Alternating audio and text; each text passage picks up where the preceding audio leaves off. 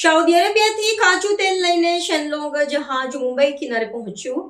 ભારતીય સુકાનીના નેતૃત્વમાં દરિયાઈ વ્યાપાર ક્ષેત્રે દેશ વધુ એક સીમાચિહ્ન સર કર્યું.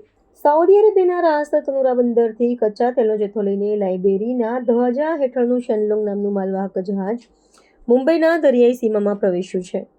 ભારતીય સુકાનીના નેતૃત્વ હેઠળ કાર્યરત આ વિશાળ જહાજ આજે વહેલી સવારે મુંબઈ બંદરના ટર્મિનલ પર લાંગર્યું હતું. આંતરરાષ્ટ્રીય જળમાર્ગો પર વધતા જતા પડકારો વચ્ચે આ જહાજની સુરક્ષિત અવરજવર ભારતની દરિયાઈ ક્ષમતાનું પ્રદર્શન કરે છે.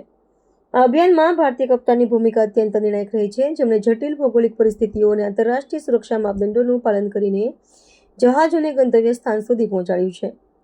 પશ્ચિમ એશિયાના તેલ ભંડારો અને ભારતીય બજારો વચ્ચેના સીધા સંપર્કથી દેશની ઉર્જા સુરક્ષા વ્યવસ્થા વધુ સુદૃઢ બનશે. નિષ્ણાતોના મતે કુશળ ભારતીય માનવબળ અને અત્યાધુનિક જહાજોનું આ સંયોજન વૈશ્વિક વેપારમાં ભારતની વગમાં વધારો કરે છે.